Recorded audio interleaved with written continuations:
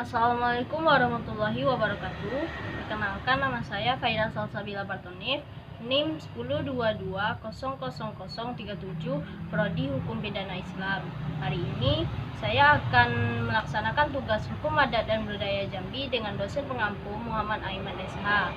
Langsung saja kita mulai. Yang pertama, hukum adat perorangan. Hukum adat perorangan pada prinsipnya mengatur tentang hak-hak dan kewajiban dari sumber hukum. Menurut Sujorno Sukanto dan Suleman Biasane, hukum perorangan itu adalah manusia atau pribadi kodrati dan badan hukum atau pribadi hukum. Yang dimaksud dalam pribadi hukum yang dimaksud dalam badan hukum yakni adalah desa, suku, nagari, wakaf, subak, sekehe, dan banjar. Oleh karena itu, setiap subjek hukum itu mempunyai hak. Apakah setiap subjek hukum itu mampu mempertanggungjawabkan perbuatannya di muka hukum? Lanjut yang kedua, badan hukum sebagai subjek hukum.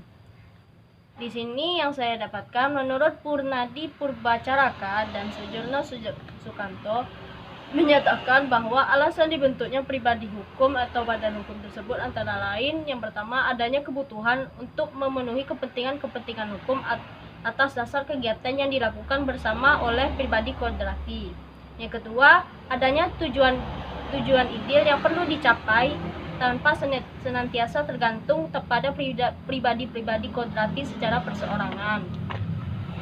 Badan hukum bisa dikatakan subjek hukum memiliki 4 syarat, antara lain yang pertama merupakan kesatuan yang memiliki tata peraturan yang rapi, yang kedua memiliki pengurus sendiri, yang ketiga memiliki harta kekayaan sendiri, yang keempat bertingkah laku sebagai kesatuan terhadap dunia luar dan batin. Lanjut yang terakhir, ada namanya hukum adat pribadi atau hukum adat perdata. Badan hukum yang letaknya dalam hukum perdata adat akan menimbulkan badan hukum bumi putra. Yang termasuk dalam hukum bumi putra adalah yang pertama, Maskapai Andil Indonesia (MAI) yang didirikan menurut Statblad 1939 nomor 569. Yang kedua, Perkumpulan Indonesia yang didirikan menurut ketentuan Statblad 1939 nomor 570, dan yang ketiga, Koperasi Indonesia yang didirikan menurut ketentuan Statblad 1927. Ada tambahan lagi, menurut Joyodi Guno, hukum adat mengenal pula badan hukum sebagai subjek hukum seperti desa, nagari, subak, bahkan perkumpulan yang mempunyai organisasi yang dinyatakan dengan tegas dan rapi diakui sebagai badan hukum. Demikian pula halnya di Bali, dimasukkan ke dalam bentuk suatu badan hukum antara lain Seka-Seka, Banjar, dan Subak. Pengakuan bentuk-bentuk ini sebagai badan hukum yang terlepas dari pengakuan undang-undang.